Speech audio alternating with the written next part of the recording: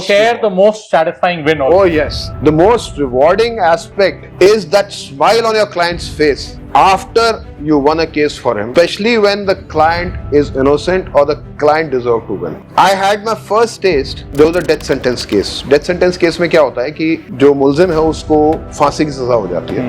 बाबूजी एंडले साहब ने कहा कि एक की तरफ से तुम करो, एक की तरफ से मैं करता हूँ, एक की तरफ से कोई और लॉयर है. एंडले साहब ने कहा कि भैया देखो, इस आदमी ने अपनी जिंदगी तुम्हारे हाथ में दी and you have to really work hard on it and see what happens. Believe me, we guys worked really hard. Yeah. And we argued. The matter went on for about 2-3 months and we won the case. और वो इतना गरीब आदमी था, मुझे याद है, वो हमारे लिए एक छोटा सा लड्डू का डब्बा लेके आया था. एक पास की कोई दुकान थी और वो मेरे ख्याल से उसमें 4 लड्डू थे. कहता जी मेरे पास और पैसे थे नहीं, ये लाया हूँ. और जब उसने दिया वो रोने लग गया. कहता जी मैं कुछ नहीं दे सकता. मतलब उससे ज्यादा सेटिस्फैक्शन मेरे को लाइफ में नहीं मिली.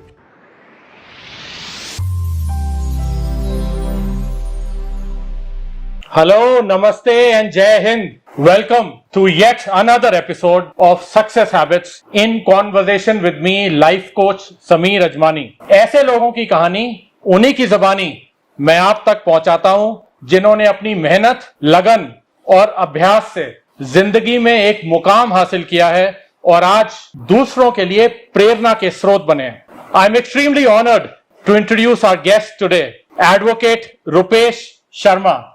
Welcome, Roopesh. Hi, Sammeer. How are you? Wonderful. Advocate Roopesh is the former Additional Advocate General in the Supreme Court of India. After completing his education and joining the profession, he did his internship under the able guidance of Senior Advocate Shri I.U. Khan.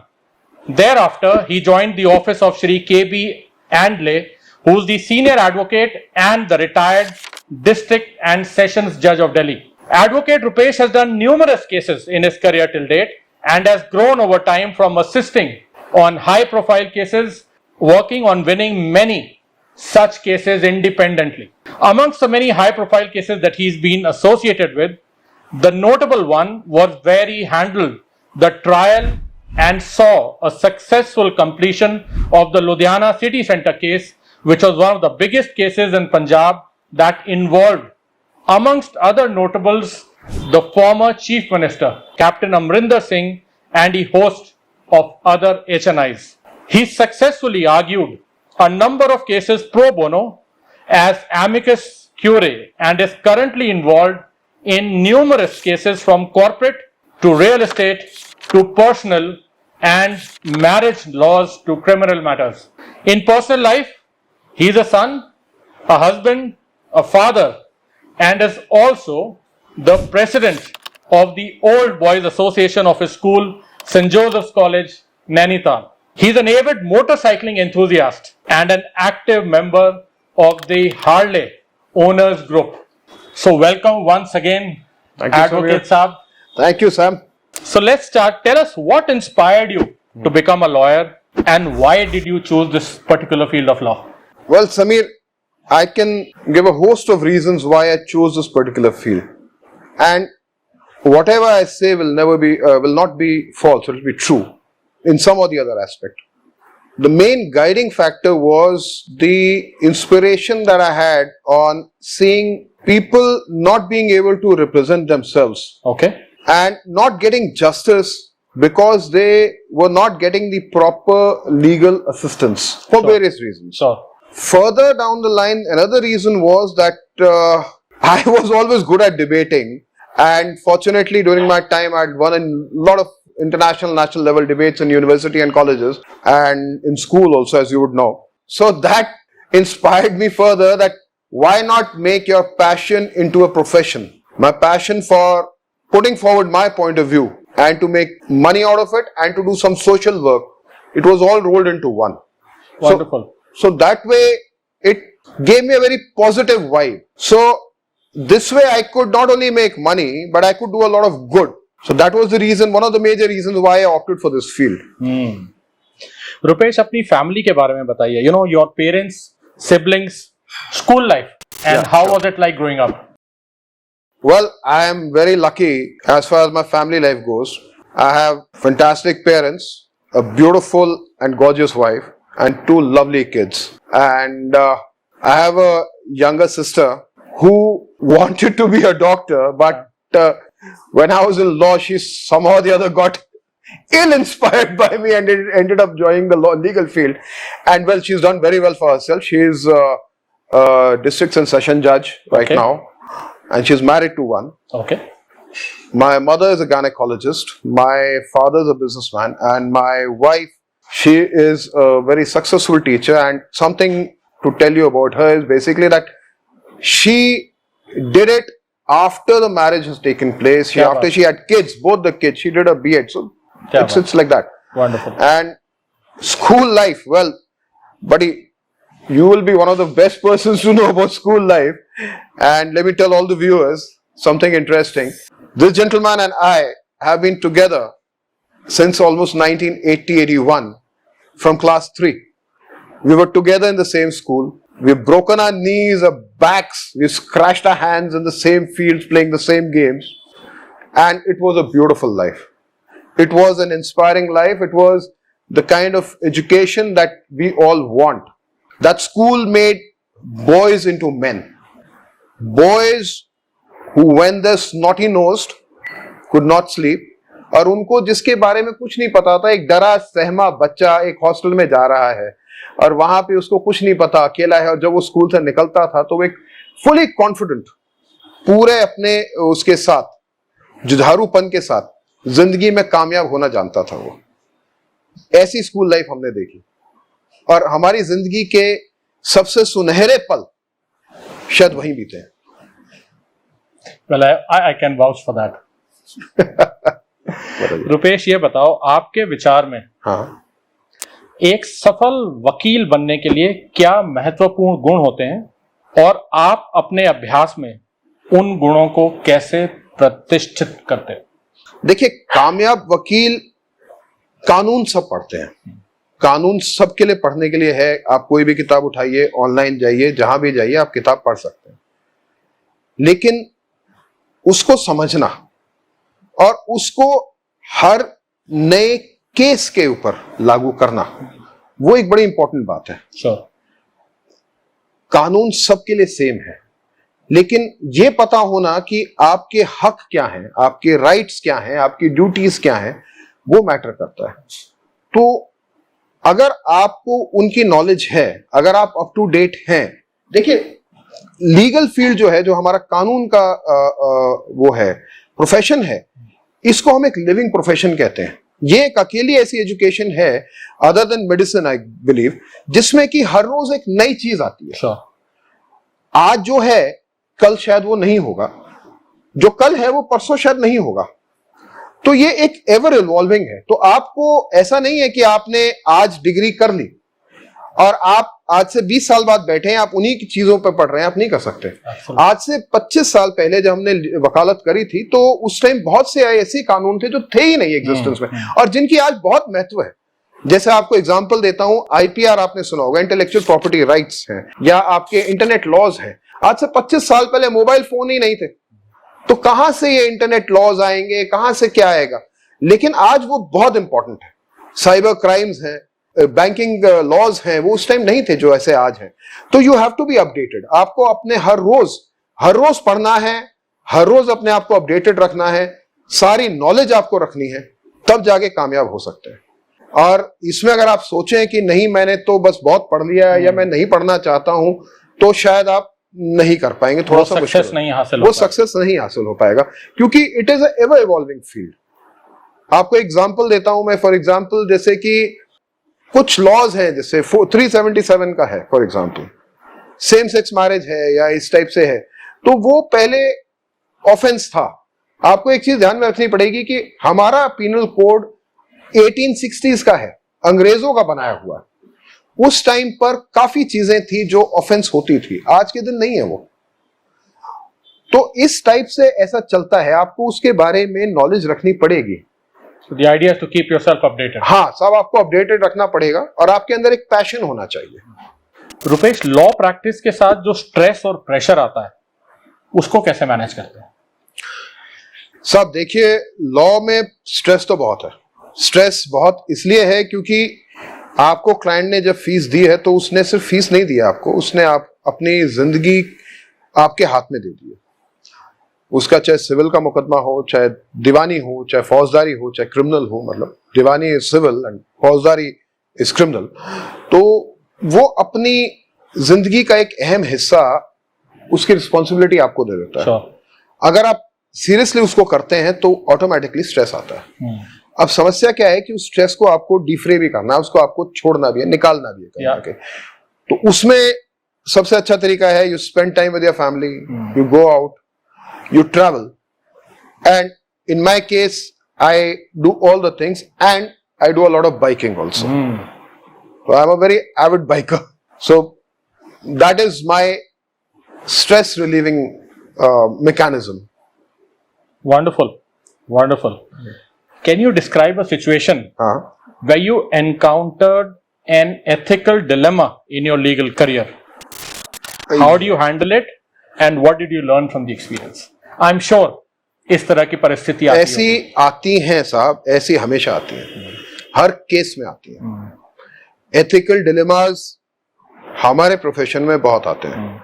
बहुत situations होती हैं जिसमें कि कई बार ऐसा होता है कि आपने आपके पास एक कोई आया क्लाइंट, उसने कहा कि साहब देखिए मिस AXB ने या मिस्टर ABC ने मेरे साथ ऐसा ऐसा किया, और आप उनकी बात को मान के और आप उसके ऊपर एक्शन ले लेते हैं। Sure. As a lawyer, it is your duty to do it. Yeah. But the problem comes up when you are really ahead in the case, जब काफी आगे चले आते हैं, then suddenly you realize that your client may not be telling the whole truth. ये बहुत common problem है। तब आपको एक ऐसी सिचुएशन पे आगे खड़ा होना पड़ता है कि जहां आप डिसाइड करते हैं कि आप एक टाइट रोप को चलें, जिसमें कि ना तो आप अपनी लीगल प्रोफेशन के साथ धोखाधड़ी करें और ना ही आप सच्चाई के साथ धोखा करें। In your opinion, Rupesh, what are some of the biggest challenges or trends currently facing the legal profession? See, one of the biggest challenges that we are coming up is the advent of the foreign law firms. But that is of course being handled on a different level. और infrastructure तो खैर हमारे साथ है ही हमेशा से ही। आप कितने भी चेम्बर्स बना लें, उससे ज्यादा वकील बन जाते हैं। तो मतलब आप यकीन मानिए हाई कोर्ट में सिचुएशन ये है कि 1990-91 में जिन्होंने चेम्बर अप्लाई किया उनको अब चेम्बर्स अलॉट हो रहे हैं। 91-92 ये फैक्ट है। तो मतलब आज आप देखिए, आप 2023 में हैं, 30 साल बाद, 32 साल बाद बहुत से लोग तो ऐसे हैं जो बीच में गुजर गए हैं, जिन्होंने प्रोफेशन छोड़ दिया। तो ऐसे बहुत है, ये एक बहुत बड़ी समस्या है। You know, next is what I want to find out from you, Rupesh, is as a lawyer, what do you find the most rewarding aspect of your work?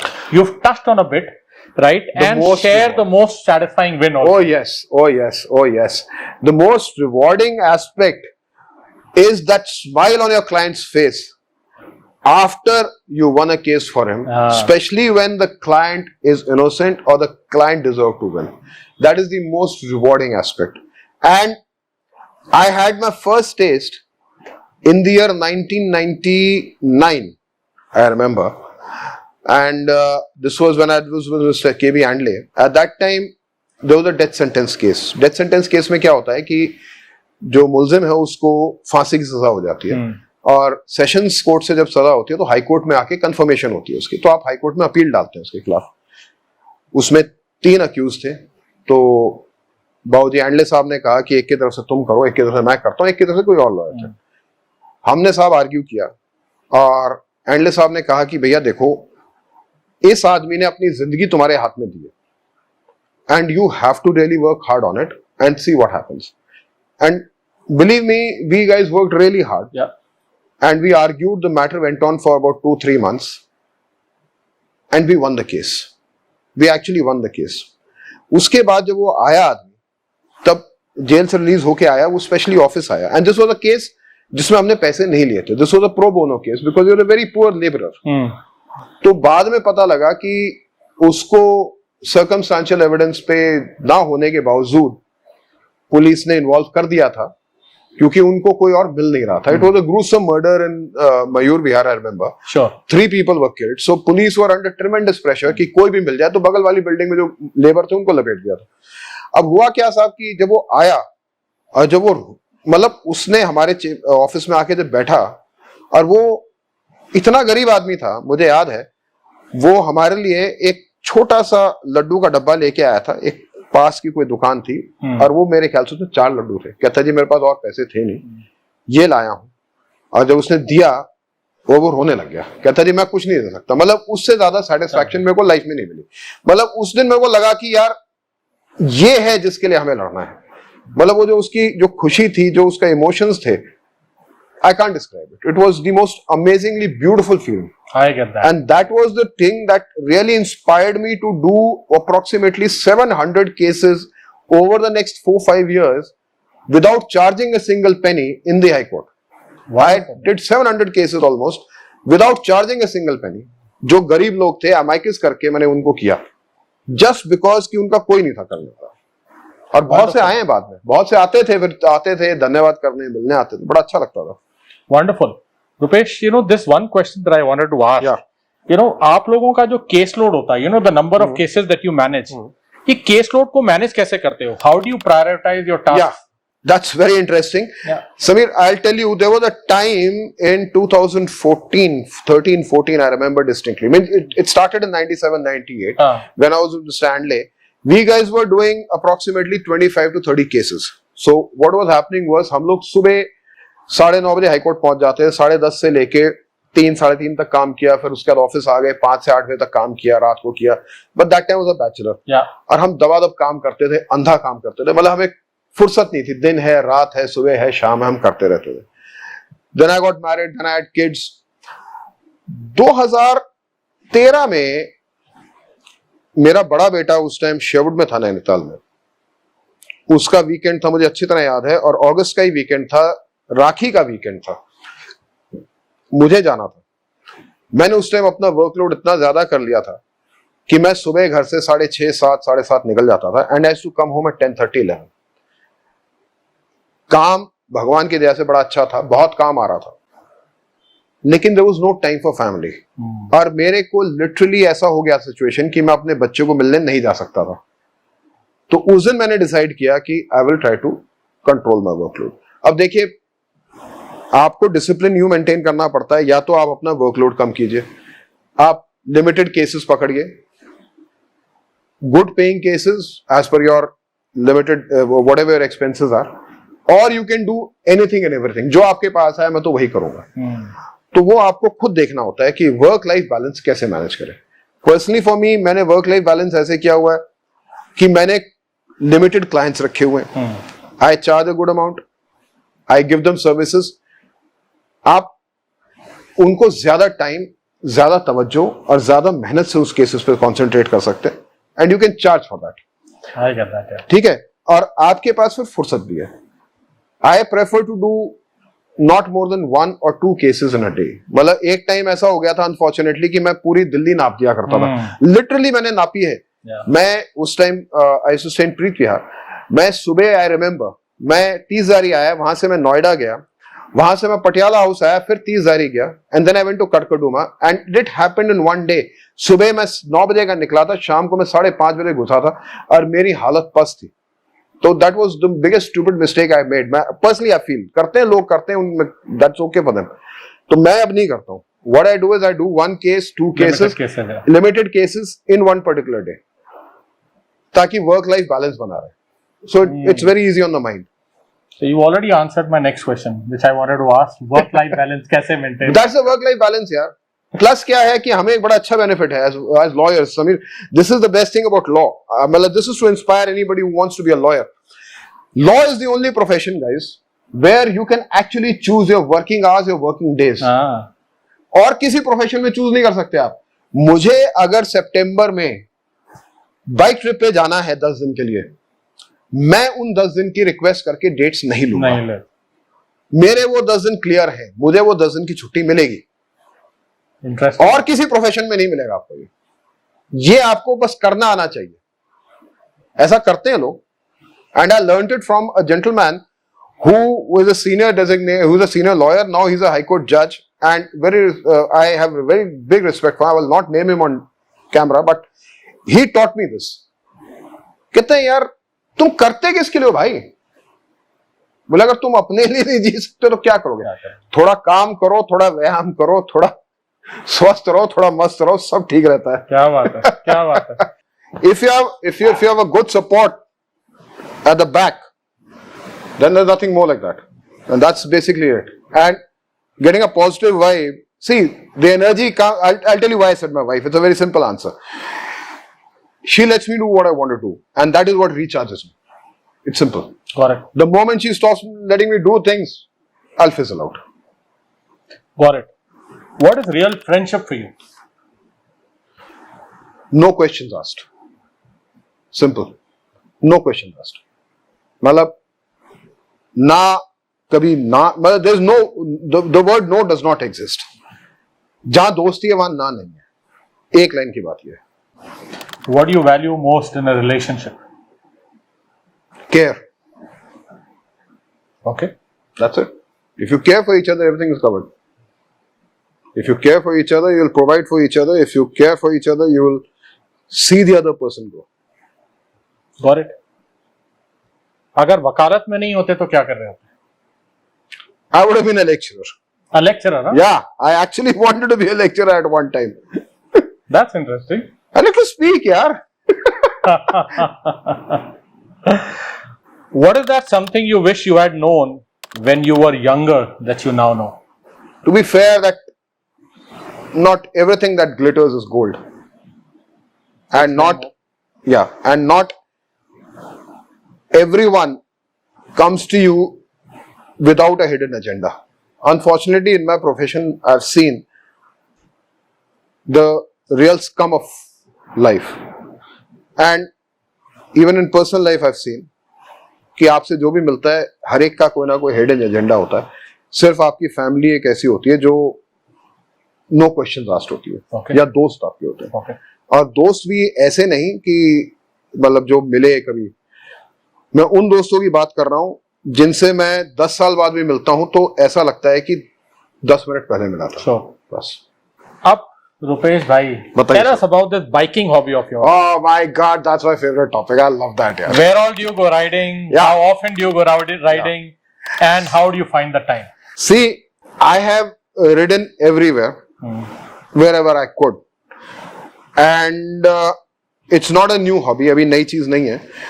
1990 से जब छोटी बाइक थी तो हम छोटे ट्रिप्स किया करते थे, sure. about 100 kilometers। फिर उसके बाद रॉयल एनफील्ड ली, थंडरबर्ड, तो हमने ज्यादा लंबे करने शुरू किए। In fact my wife and I did 5 districts in Uttarakhand.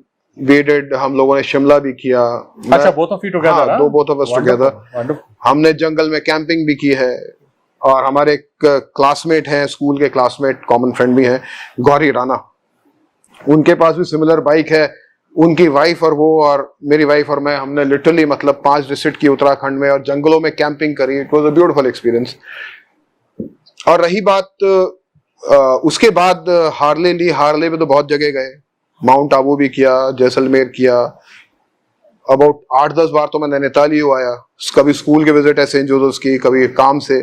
और रिसेंटली मैं गोरखपुर भी गया था एक केस के लिए। okay. तो टाइम की रही बात साहब, तो टाइम का ऐसा है, देखिए जब आप अपना काम और पैशन एक कर लेते हैं तो बड़ा अच्छा हो जाता है। जैसे कि एग्जांपल, मुझे केस के लिए नैनीताल जाना है, या केस के लिए मुझे चंडीगढ़ जाना है, या केस के लिए मुझे गोरखपुर जाना है, तो मैं बाइक पे निकल जाता हूँ।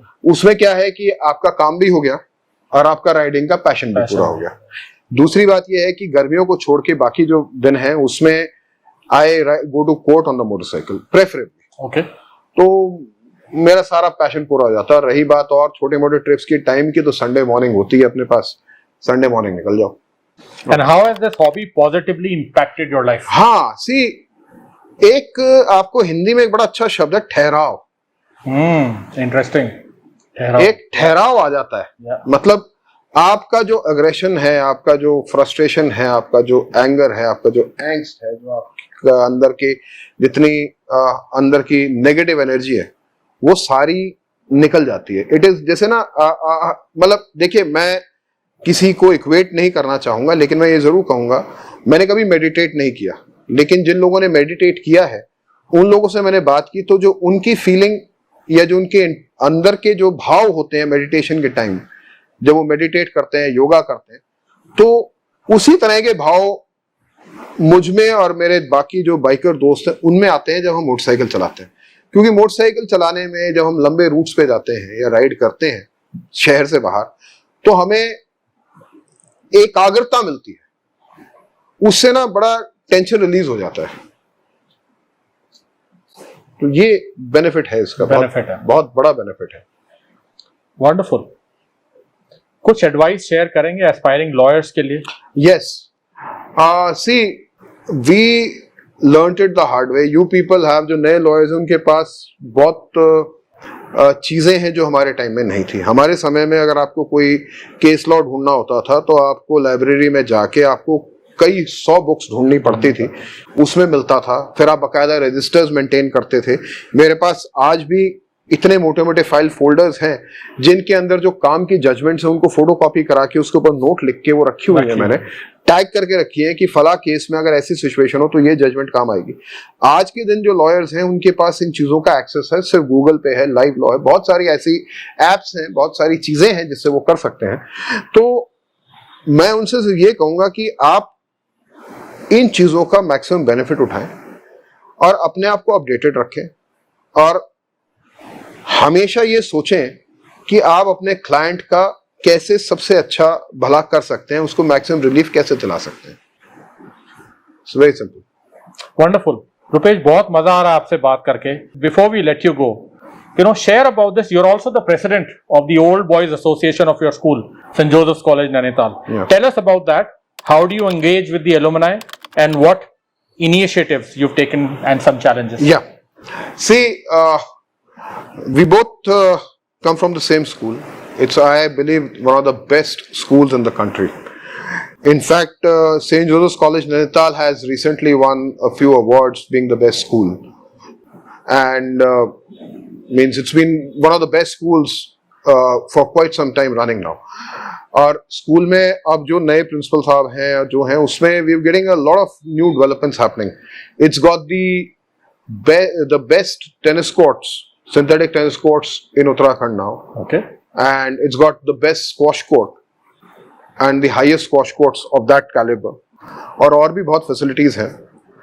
और रही बात इंटरेक्शन विद एलुमनाई और इसमें कैसे आना हुआ, ये था कि देयर वाज जो मैं आपसे दोस्ती की बात करता हूँ उसमें यह है कि मैंने एक चीज देखी लाइफ में कि जो मेरे को सबसे अजीज दोस्त मिले, जो पुराने दोस्त मिले, वो मिले जिनके साथ हमने बचपन गुजारा था। क्योंकि उस टाइम पे ना हमें किसी से कुछ लेना था ना हमने किसी को कुछ देना था। बिल्कुल। तो it was a friendship which was based on pure love and affection for each other. तो उनके साथ इन्वॉल्व होके उन सबको साथ करने का एक जुनून था, एक बड़ी इच्छा थी कि सबको इकट्ठा किया जाए। तो सन 2010 में हमने शुरू किया था, और जब फेसबुक आ गया था, पहले तो हम चिट्ठियां लिखते थे, फिर फेसबुक आ गया, फिर सबको इकट्ठा किया। जब से मिलना शुरू हुए हमने अपने बैच को इकट्ठा किया, फिर उसके बाद लगा कि स्कूल के और लोगों को भी किया जाए। और अब हमारे एलुमनाई के लिए जो हमारा ओल्ड बॉयज एसोसिएशन है, this time we plan to start off with a lot of initiatives like forming chapters all over the country. Sure. Like chapters in Mumbai, a chapter in Delhi, a chapter in Kumaon region, maybe one in Lucknow, and having get-togethers all over the place. One of the first get-togethers we are contemplating right now is sometime in September, middle week of first or second week of September in Nainital. And then one in Lucknow, one in Delhi, so that the alumni come together. Sure. Now, today we have things like LinkedIn. We have other apps where people connect with each other. So, the idea behind the Alumni Association is to connect the boys from the same school to help each other grow. We are living in a global village. We are no longer isolated pieces, isolated persons. We are all together, interconnected. So that is the whole idea behind it. So wonderful, Roopesh. Wonderful. I think that's a great, job opportunity that you've taken up. And बहुत मजा आया रूपेश से बात करके, और बहुत कुछ सीखने को भी मिला। I'm sure आपने भी बहुत कुछ सीखा. So share at least 3 lessons that you've learned today in the comments below.